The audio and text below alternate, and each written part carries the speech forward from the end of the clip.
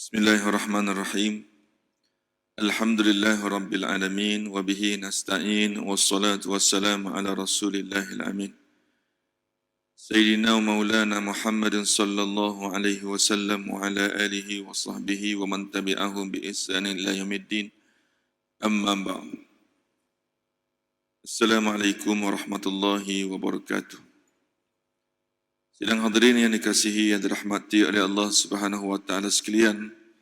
Alhamdulillah, syukur kita kepada Allah Subhanahu wa taala kerana masih lagi diberikan hayat oleh Allah Subhanahu wa taala untuk melaksanakan tugas dan amanah sebagai seorang hamba.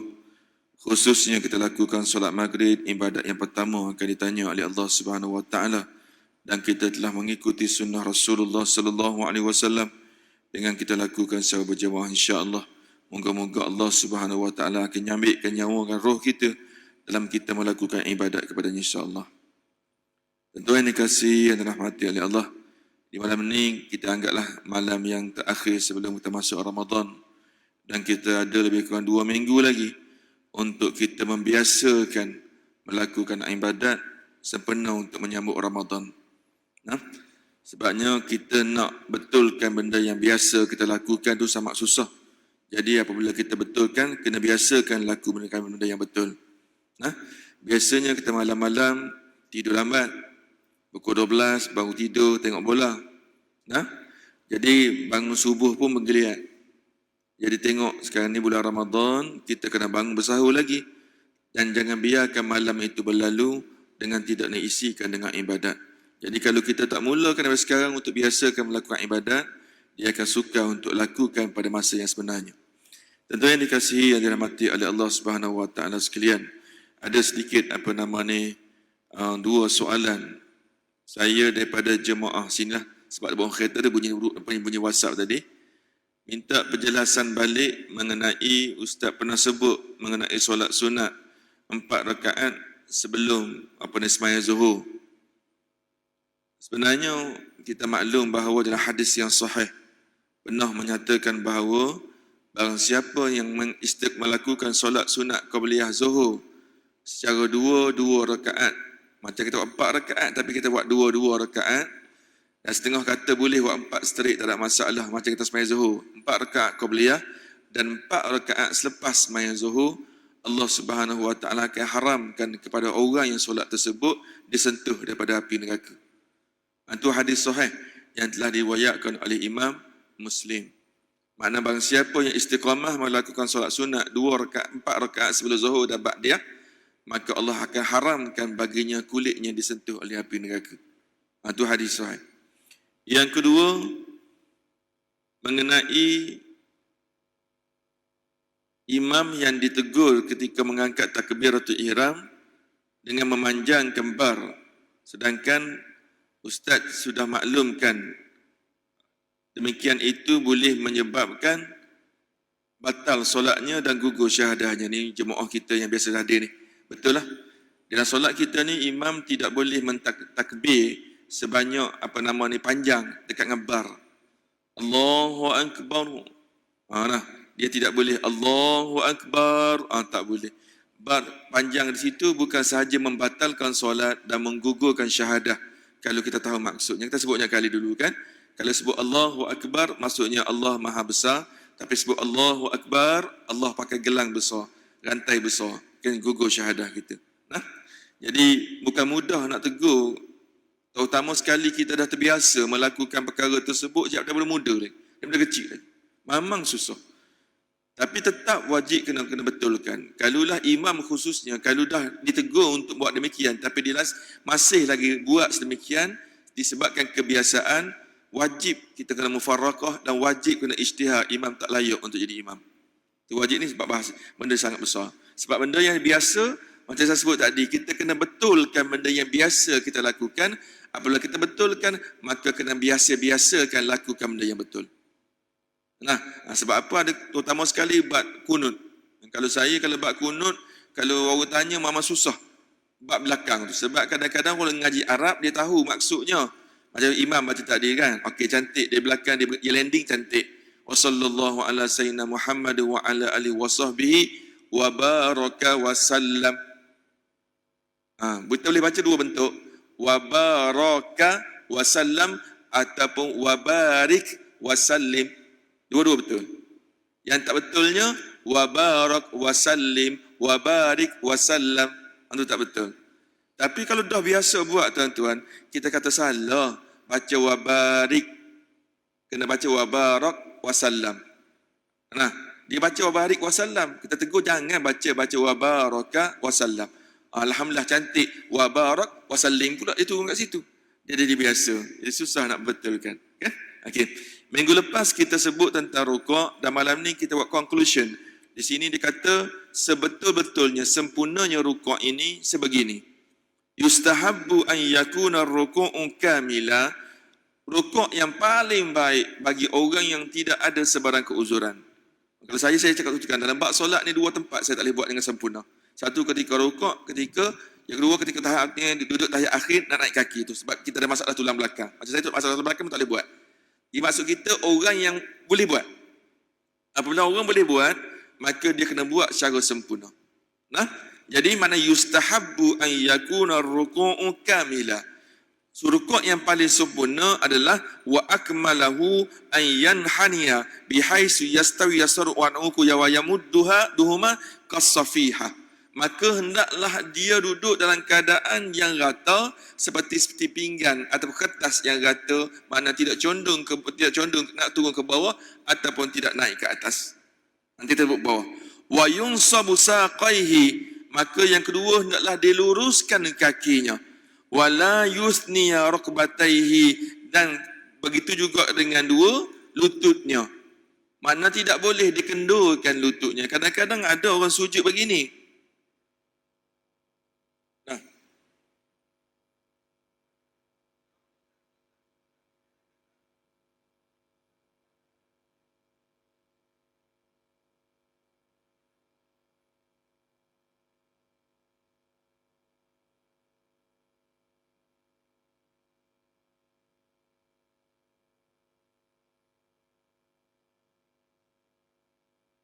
Dia boleh buat cara normal sebenarnya, tapi dah jadi tabiat. Sebab tu saya kata, kita betulkan benda yang biasa kita buat. Lepas tu biasa-biasakan yang betul tadi.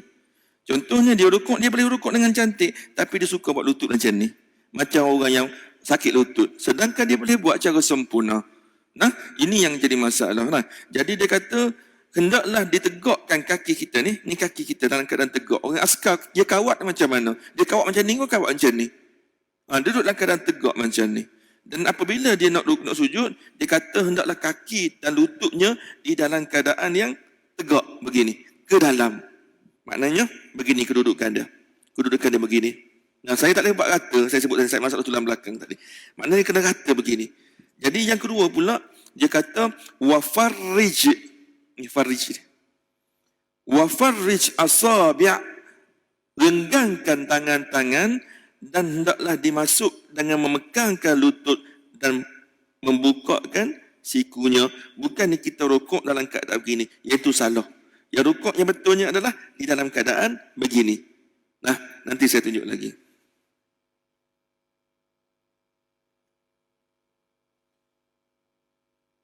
Wala yakhfudu ra'suhu an zahrihi. Jangan ditundukkan kepala yang melebihi bawah. Ada orang yang pinggan dia cantik. Dia buat, dia turun rapat ke bawah. Ni katakanlah dia keadaan rokok ni. Sepatutnya begini.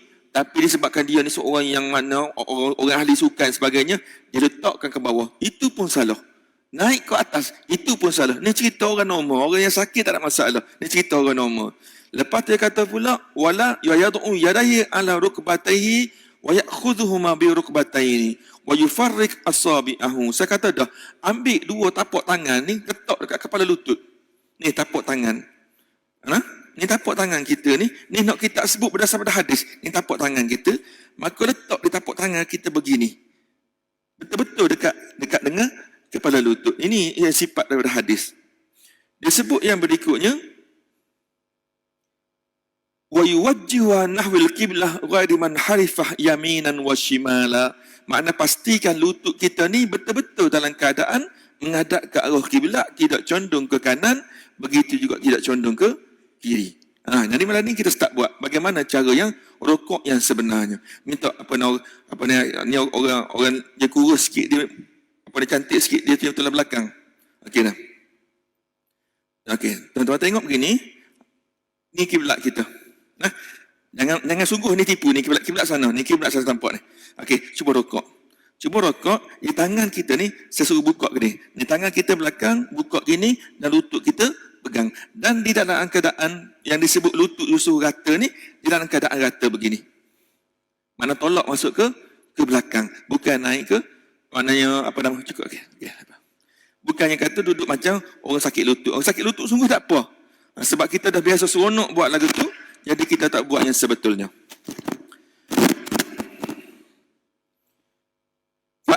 Fa'in khalafa hadhihi wa rafa'a ra'sahu an dhahra ra'sihi au jafa dhahruhu hatta yakuna kal mahdub kuriha dhalika wa la i'ada dhalika. Tapi kalau orang yang mana dia ni tak buat seperti buat tadi. Contohnya katakanlah mana belakang dia tinggi, kepala lebih tinggi daripada belakangnya atau rendahkannya, ataupun dia tak buka siku tadi, dia tak pegang kepala lutut tadi, solatnya tetap sah, tapi hukumnya adalah makruh. Jadi kita nak mengelak supaya ni melakukan perkara makruh, sebabnya solat kita pun dah banyak lalai. Jadi kalau boleh kita buat yang betul-betul supaya solat kita ni tinggi darjatnya berbanding dengan solat-solat yang sebelum ni. Okey, kita pergi lagi. Wadalil ala dhalikal hadith al-musi' salatu. Makna Nabi penuh, maknanya mengecam, maknanya marah kepada orang yang solat-solat ni. Sebab apa? Dia tidak melakukan dengan cara yang betul. Summarka' hatta tatma'anna raki'ah. Nabi kata, apabila kamu rukuk, maka hendaklah kamu rukuk betul-betul sehingga ada tamak ninah. Kita sebut dalam yang sebelum ni, yang dimaksud dengan tamak ninah ini, sekurang-kurangnya kita berada di tempat itu dengan qadar subhanallah sekali. Itu setidak-tidaknya. Walima rawahu Abu Mas'ud al-Badri radhiyallahu anhu anna Nabi sallallahu alaihi wasallam qala la tujzi'u salatu ar-rajul hatta yuqimu zahrahu fi ruku'. Makna tidak sempurna solat seseorang itu sehinggalah dia rukuk dengan keadaan yang rata. La tujzi salatu illa yuqimu fiha sulbahu fi ruku' was sujud. Maka Nabi nak supaya kita rukuk dan sujud di dalam keadaan tulang kita dalam straight dan tidak dalam keadaan bongkok. Sebab itulah ada orang petikai tentang cara kita sujud, dan dia cerita bab sujud. Sebabnya ada orang tanya juga, setengah-setengah orang dia sujud begini tuan-tuan.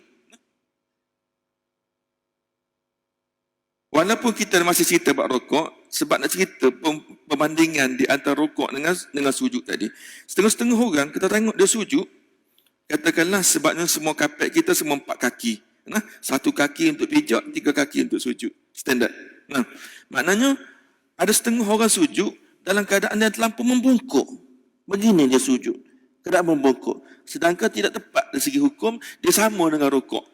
Sebab Nabi suruh kita rukuk, suruh kita rata belakang ni, begitu juga kita nak sujud, kita kena adjust. Tapi jenis ada nak orang tinggi, susah juga. Hak jenis orang kita ni bacakan normal, 4 kaki dia normal untuk sujud. Maknanya dia suruh kita sujud begini, qadar dia. Maknanya dalam keadaan agak jauh. Bukannya dalam keadaan dia begini, terlampau melengkung. Maknanya Nabi kata, hendaklah kamu rukuk dan sujud dengan meratakan tulang belakang kamu. Maknanya tidak terlampau rapat sangat dan tidak terlampau menjangkau masuk saf orang lain. Ini kita kena ubah malam ni. Supaya kita solat sebelum ni, yang mana banyak kita lakukan berdasar pada ikut-ikut, malam ni kita lakukan dengan ilmu. Dia sebut lagi di sini, dia kata, Qala Tirmizi wal amalu ala hadha inda ahli ilmi min ashabin Nabi sallallahu alaihi wasallam wa man ba'dahum.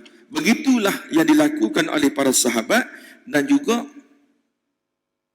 begitulah yang dilakukan oleh Nabi sallallahu alaihi wasallam dan juga para sahabat selepas daripada itu.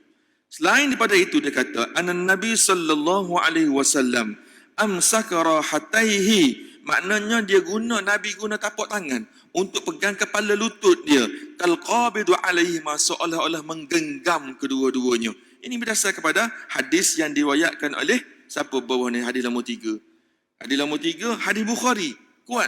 Dan juga disokong oleh Abu Daud, Tirmizi dalam hadis sahih dia. Selain daripada itu dia kata, An-Nabi sallallahu alaihi wasallam faqama faraka'a wa atadala wa lam yusawwib ra'sahu wa lam yuknihu. Dan Nabi juga ulang balik hadis yang lain pula, dia kata Nabi ni apabila dia sujud, maka dia tidak terlampau membongkok, sebaliknya dia sujud dalam keadaan meratakan tulang belakangnya. Nah, kita pergi lagi. Wa yustahabbu an yuba'ida mirfaqaihi an janbaihi. Makna hendaklah dia menjauhkan di antara dua sikunya daripada dua ketiaknya. Kita jadi tidak menutup rapat macam orang perempuan. Kita jarak jangan. Dia orang perempuan, saya cerita nanti macam mana. Mana duduk dalam keadaan membuka ke sikit sikunya. Nanti isteri kita tak datang, kita cerita kepada isteri kita. Anak-anak kita ada, kita tengok bagaimana dia solat sebagainya. Nah, kita membuka ke sikit, dia kata an yuba'ida wa yustahabbu an yuba'ida mirfaqaihi an jambaihi. Disunatkan bagi kita menjauhkan daripada dua siku kita daripada kedudukan di sebelah sini. Menjauhkan sebagaimana kita buat sekarang ni. Nah, ada juga yang rapat. Ustaz, kalau orang lelaki atau perempuan buat rapat, orang lelaki nak buat rapat, boleh Ustaz sah? Esok beritahu dia jangan pakai kopiah, pakai kain telekung pula.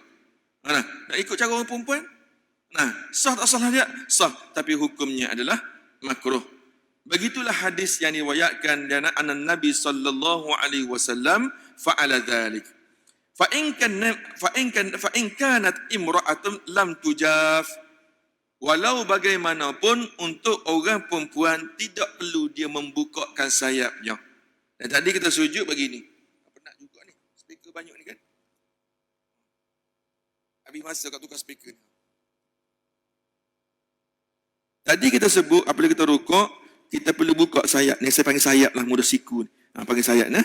Makna orang lelaki dia kena buka begini. Melainkan nanti ke depan nanti sah kita rapat dan kita susah dah nak buka sayap lebih tu, tak payah buka. Sampai kita tolak terbalik habis orang belakang tak payah buat. Ni kita buat yang segi yang kita anggap sebagai yang mudah.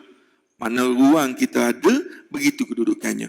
Kita buka setakat mana hak boleh buka dan tidak mengganggu jemaah. Berbeza dengan orang perempuan. Dia kata susu kepik begini orang perempuan. Ni ketiak dia ni, dia kepik begini, duduk dia dalam keadaan begini. Maknanya meratakan dia punya ni pergi kepada pahanya. Tapi ramai juga kita tengok orang lelaki buat gitu juga. Ada juga orang perempuan dia buka siku macam orang lelaki. Boleh tak Ustaz? Tak ada masalah. Hukumnya adalah makruh. Sebabnya tak sampai ni Nabi dah tegur. Orang lelaki lagu lain, orang perempuan kedudukannya adalah lagu lain.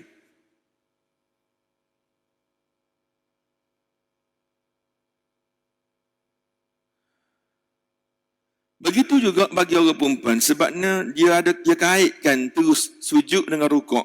Sebabnya perbuatan rukuk dengan sujud ni dia hampir sama dari segi kedudukan tangan. Sebab tu dia sebut rukuk, dia sebut sujud. Dia sebut rukuk, dia sebut sujud.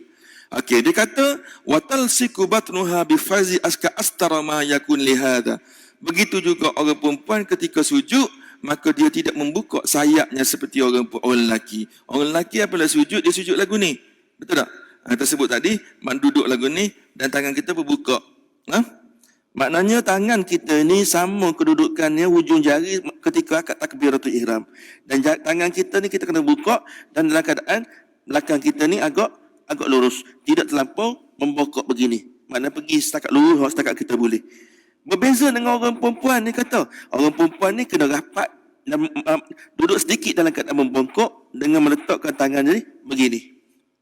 Duduk dalam keadaan begini. Maknanya dia letakkan hujung ni sama dengan dia rukuk. Dia rukuk begini, maka dia sujud juga merapatkan dia punya lengan ni di bahagian paha. Okey. Ada soalan tak? Okey, silakan. Bagi mic dia. Saya tak, sebab dia bunyi gemar.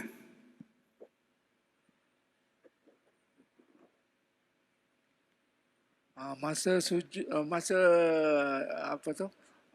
nak turun kepada sujud, mana dulu?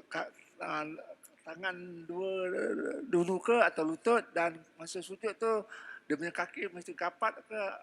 Cantik. Sebenarnya kita tak masuk lagi kat situ. Kita baru cerita bab rukuk, yang tu cerita bab lepas intidal.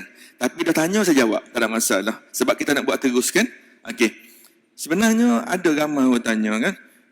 Kita rukuk sami Allahu liman hamidah. Rabbana lakal hamd. Nah, jadi kita nak turun, nak sujud tu, mana yang patut turun dulu?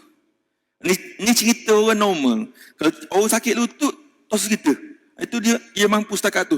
Dia nak turun tangan dulu, silakan. Sebab dia sakit lutut. Ni dia cerita nak kita mampu. Maka kalau kita mampu ikut mazhab Syafi'i, maka lebih afdal kita turunkan lutut terlebih dahulu, barulah kita pergi tangan. Dan kita nak bangkitkan nanti, kita tangkit tangan dulu dan angkat lututnya kemudian. Tetapi satu saya sebut ni, takut tuan-tuan pergi jumpa di negara lain, mazhab Maliki. Satu mazhab Maliki, dia kata boleh turun tangan dulu. Tapi Syafi'i sepakat mengatakan bahawa kena latuh lutut dulu, baru tangan. Nak bangkit nanti, bangkit tangan dulu, baru lutut. Yang kedua, banyaknya ketika sujud ni, selain daripada 7 anggota sujud, kita pesan nanti kita cerita lepas puasa kita cerita bab sujud. Sujud ni apabila kita sujud wajib jatuh 7 anggota. Ya? Kepala, 2 tangan, 2 lutut, 2 perut jari. Dan jangan sekali-kali kita bangkit selain daripada kepala terlebih dahulu berbanding dengan anggota lain. Contoh saya kata, kita dalam keadaan sujud begini. Nah, macam mana kita sujud? Tiba-tiba kita gatal, kita garu atas belakang kita. Imam pun Allahu Akbar. Kita pun Allahu Akbar. Batal solat kita. Sebab apa? Yang kena bangkit ketika itu adalah kepala terlebih dahulu. Itu yang banyak orang silap. Yang kedua, yang ni tidaklah apa, yang kedua adalah kaki. Perut kaki ni. Jangan lipat ke dalam, lipat keluar. Mana kena ni orang tahu belaka. Yang ni boleh menyebabkan batal solat kita. Yang dimaksud dengan 7 anggota, dahi, 2 tangan, 2 lutut dan 2 perut jari kaki. Mana ada perut ni? Perutnya di sini. Jadi maknanya kita kena lipat begini. Nah, setidak-tidaknya ujung gini tak apa dah. Maknanya kena lipat begini. Okey. Yang berikutnya kita tegur, kalau ketika kita qiyam, kita bincang dulu. Seelok-eloknya kita duduk dalam keadaan lebih kurang sejengkal normal. Nah, mana duduk, nanti kita buka sekarang ni cantik lah. Jangan terlampau besar sangat. Tapi tengok kepada body. Ada nak jadi body besar ke sempit dah balik nanti, ada buka lebih sikit. Ada masalah. Cuma sekarang ni ketika sujud. Ketika kita qiyam, memang cantik kita berdiri dalam keadaan begini.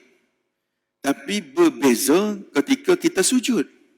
Ketika kita sujud, maka lebih baik sujud kita dalam keadaan kaki kita ni rapat. Bukannya bukuk begini. Nah, amalan itu ubah. Itu boleh katakan hampir sepakat para ulama' apabila sujud, dia rapat, tidaklah rapat bersilang. Mana hampir-hampir rapat begini. Ada sebab tu, ada sebab tu. Tapi ramai kita tengok, ketika orang qiyam, dia berdiri gini, ketika sujud pun dia bukuk begitu juga. Tapi benda tu tidak membatalkan solat, tapi hukumnya adalah makruh. Okey. Soalan? Okey.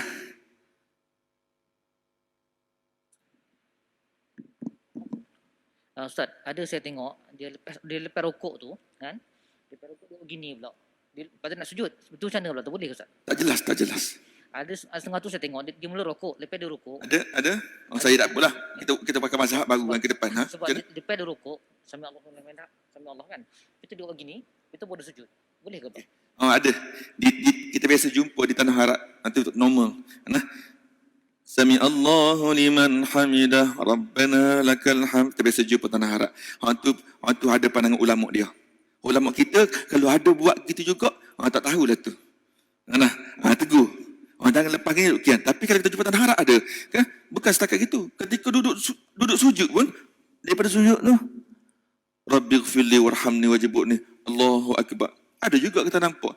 Nah, tapi yang tu saya tak jumpa mana-mana mazhab boleh angkat tangan ketika duduk dalam sujud. Maknanya tak semua tu Arab dia tahu. Tak belajar tak tahu juga. Nah, okey, lagi? Okey, silakan.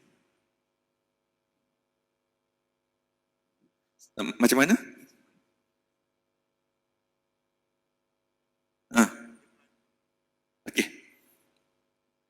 Semua nak advance Melaka, tak masuk sujud, kita buat sujud dah. Tapi tak apa, sebab nak buat terus kan. Kita cerita, ulang alik pun tak apa. Sebab apa? Apabila kita sujud, disuruh menggunakan perut jari kaki. Ada sebab tu. Kita guna gini ni. Ada sebab ni. Sebab apa kita guna perut jari kaki ni? Kita guna begini. Sebab apa? Sebabnya, dia suruh kita tolak kepala kita. Guna perut jari tu lah, dia suruh tolak kepala. Sebabnya, ni kapet ni. Yang tebal-tebal, yang baru, hak sejadah, hak harga, hak apa nama, beratus-ratus ribu buat main sejadah semayang. Hak tempat sejadah Pak Imam, hak paling bahaya sekali. Pak Imam ni orang lain selapis, dia 3 lapis. Jadi kadang-kadang kita sujud, dia tidak mampat. Lebih-lebih lagi melenting. Sujud dengan semayang seorang tu kok, tu jenis ada hak jenis express tu sampai itu naik pangah tunggu balik kepala kita. Kalau melenting tu dia buat cara mana tidak sengaja, maka dia boleh sujud balik. Nanti kita cerita, kita nak rokok ke, mesti kita kena tahu kita nak rokok bukannya sebab terbalik. Terbalik bangun balik. Sama dengan melenting. Kita sujud balik. Tapi kalau kita sujud dah, lepas tu tiba-tiba kita tertukar dengan orang kat takbir di belakang kita. Kita bangkit naik atas. Rupanya Pak Imam tak bangkit lagi. Maka kekal kita begitu. Jangan disujud balik. Nah? Okey, nanti kita cerita bab sujud nanti. Tak apa. Lagi? Okey. Minta maaf saya pergi mari, saya tak dengar. So, you gemuk. Okey. Nah.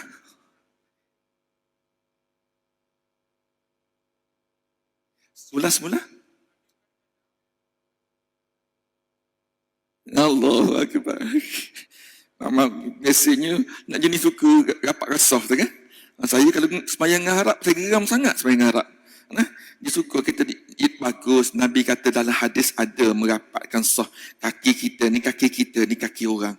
Kita ni elok kita dekat-dekat rapat begitu. Tapi jangan sampai dia pijak kita. Kita pijak kita dan pijak kita. Ya ilaha illallah. Saya ada kawan saya Singapura. Dia jenis barang sama kawan saya ni. Mula sampai Jordan, orang Arab ni dia pusing ni. Dia rapat. Lalas kita Arab begitu semayang. Nak serapat ngasah. Dia gerang sangat, lah pijak. Dia berhenti semayang lagi. Sebab orang dia tak duduk diam, dia bergerak semayang kan. Benda tu boleh pejabat hukum adalah haram perbuatan dia tu. Walaupun nak jaga sunnah, tapi dengan cara tak betul. Okey, lagi? Tak apa. Saya suka tanya, tak apa. Pekoh memang kita tak tanya, tak faham. Okey, tak apa. Terima kasih. Lepas ni, masjid ni kena bagi anugerah kat saja. Penceramah yang paling banyak bergerak.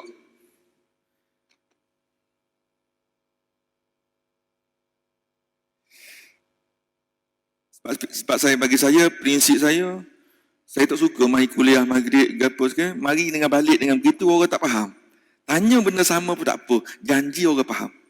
Prinsip saya begitu. Nah, kita pergi lagi.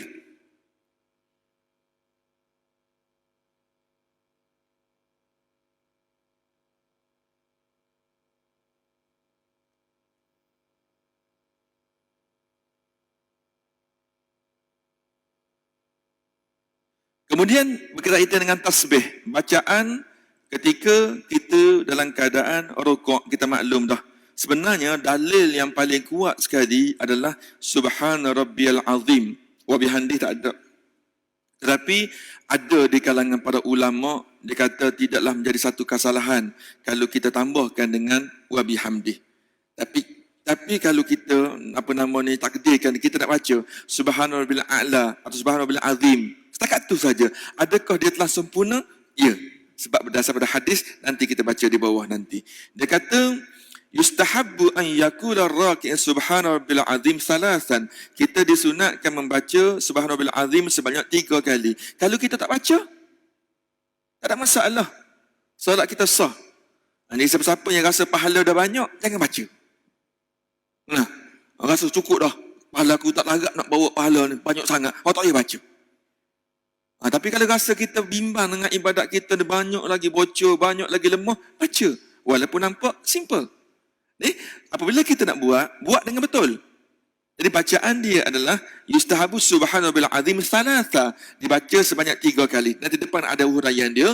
Daripada Huzaifah radhiyallahu anhu qala, sallaitu ma'an nabi sallallahu alaihi wasallam zata lailah wa fihi thumma raka'a faja'ala yaqul subhanahu bil azim. Satu ketika katanya Huzaifah ni penyimpan rahsia-rahsia Nabi. Orang panggil begitu dia. Sebabnya apa-apa dia ni diibaratkan sebagai SU sulit Nabi. Saya pakai speaker ni je lah tak? Boleh tak Okey. Apa nama ni? Dia kata satu ketika aku menyelinap masuk pergi ke masjid, aku tengok Nabi semayang. Aku duduk sebelah belakang tiang sebab sahabat suka buat begitu. Nak tengok gapo hak Nabi buat. Duduk belakang tiang ketika Nabi rokok, aku dengar Nabi baca Subhana Rabbiyal Azim. Jadi perbuatan tersebut dianggap sebagai perbuatan dan hadis ada tiga bentuk. Satu hadis yang Nabi kata. Nabi berkata sekian. Yang kedua, hadis Nabi, sahabat kata Nabi buat begitu. Ini panggil hadis buat. Yang ketiga, hadis nyap, diam. Sahabat buat begitu, Nabi tengok, Nabi diam je. Itu hadis juga.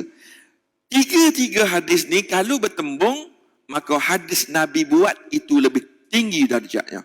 Jadi Nabi buat begitu, maka menunjukkan bahawa dalil yang cukup kuat. Warawa, dia kata, begitu juga summa sajada. Begitu juga Huzaifah kata, aku perhati ketika Nabi sujud, Nabi baca Subhana Rabbiyal A'la. Tak lebih daripada itu. Dia kata, salasan faqat tamma ruku'ah. Maka Nabi baca sebanyak tiga kali. Dia kata, wa an Uqbah bin Amir radhiyallahu anhu qala, lamma nazalat fasabbih bismi rabbikal azim. Maka qala Rasulullah sallallahu alaihi wasallam, ij'aluha fi ruku'ikum. Ni Nabi kata pula. Ketika turunnya surah ayat Al-Waqi'ah, ayat yang ke-74, fasabbih bismi rabbikal azim, maka Nabi kata, sahabat-sahabatku, muambil benda tu, jadikan bacaannya ketika rukuk, yakni subhana rabbiyal azim. Dalil kuat tu, dalil tu ada nas tu. Qala walamma nazalat sabbihisma rabbikal a'la, di surah Sabbih ayat yang pertama, qala ij'aluha fi sujudikum. Maka Nabi kata, apabila turun surah Al-A'la ayat pertama, ambil ayat tu, jadikan bacaan kamu ketika sujud. Yani subhanallah a'la. Ini semua dalil-dalil yang kuat. Yustahabbu, dan setengah-setengah para sahabat mengatakan disunatkan untuk kita menambah sedikit kepada subhanallah azimi, kepada wa bihamdi, sebagaimana yang kita buat pada hari ini. Betul juga. Tapi hadis paling kuat, Nabi baca setakat subhana rabbiyal a'la dengan subhana rabbil azim. Tidak ada wa bihamdi. Jadi kalau siapa-siapa nak tambah wa bihamdi sebagaimana buat biasa, silakan. Sebab ada di kalangan sahabat juga menambah. Maknanya ia pernah dengar Nabi buat begitu. Selesai masalah. Okey. Wa yahsilu aslu tasbih wa sunnatuhu subhanallah aw subhana rabbiyya wa adnal kamal subhana rabbil azim salasa marrat wa yazidu ila 5 wa 7 wa 9 wa 11 wa yal a'lal kamal. Jadi kita ni boleh baca ketika kita sujud atau ketika rukuk, sama ada kita baca subhanallah. Sebab itulah kita sebut hendaklah kita sujud dengan tamakninah, rukuk dengan tamakninah, iktidal dengan tamakninah. Macam mana kita nak ukur tamakninah? Maka baca subhanallah sekali. Maka itu dianggap sudah tamakninah. Paling-paling kurang. Boleh tak? Okey, kita pergi lagi. Dan dia boleh baca, semasa kita rukuk ni, kita boleh baca 3 kali, kita boleh baca 5 kali, boleh baca 7 kali, boleh baca 9 kali. Yang paling sempurna sekali, sebanyak 11 kali. Tapi kena ingat, disebut, lakin idha kana imaman. Apabila seorang dia menjadi imam, yustahabbu alla yazida ala 3.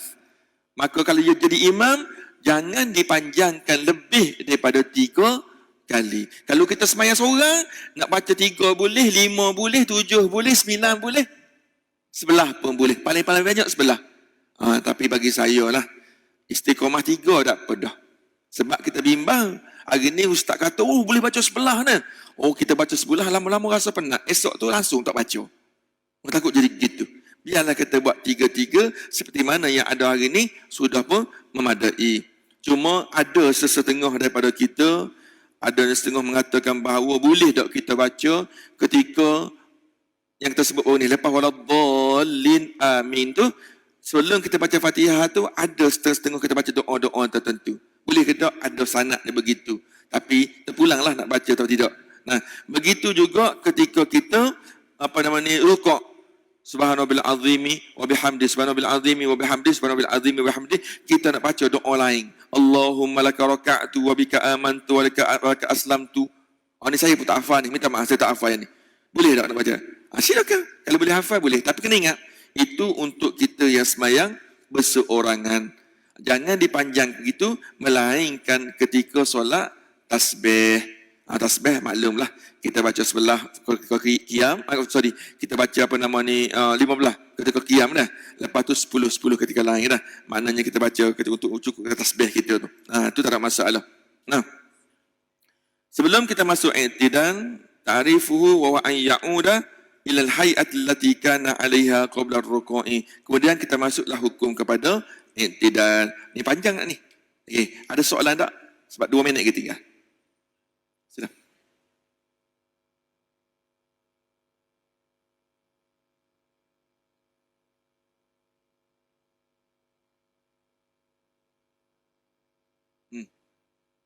Betul. Kat sini pun ada. Kat kitab ni pun ada. Saya tak sebut je. Boleh kita baca begitu.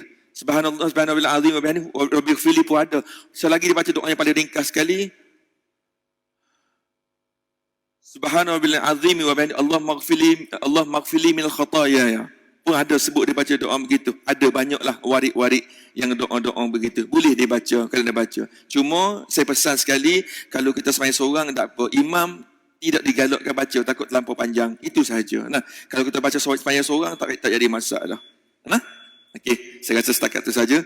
Isyak kita pun sudah masuk sebab isu tu banyak ulama-ulama menyebut dalam kitab-kitab yang lain. Nah, okey, apa yang baik daripada Allah Subhanahu Wa Taala, apa yang kurang tu kelemahan saya sendiri, dan saya minta maaf banyak-banyak sepanjang kuliah ni. Sebenarnya kita masuk Ramadan ini, takut-takut ada tersilap kasar bahasa dan sebagainya. Dan kita doa pada Allah, moga-moga Allah bagi kekuatan kita untuk kita melaksanakan ibadat Ramadan, puasa pada tahun ini yang terbaik, yang tidak pernah kita lakukan sebelum daripada ini. Wallahu a'lam bissawab.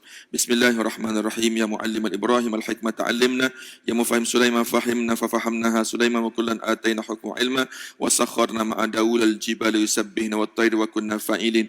Ya rabb Sulaiman, ya rabb Ibrahim, Musa wa Isa, ya rabb Muhammadin sallallahu alaihi wasallam. أخرجنا من ظلمات الجهل والنسيان برحمة الرحيمين. اللهم زدنا علما ارزقنا فهما برحمين. اللهم نورنا بنور علمك وعمئنا نسيان برحمة الرحيمين. اللهم ارزقنا فهم النبي نزل المرسلين برحمتك يا أرحم الراحمين. والحمد لله رب العالمين. سبحانك اللهم وبحمدك أشهد أن لا إله إلا أنت وأستغفرك وأتوب إليك. والعصر إن الإنسان في خسر إلا المصالحات وتواصوا بالحق بالصبر. والسلام عليكم ورحمة الله وبركاته. سبحان الله ونحن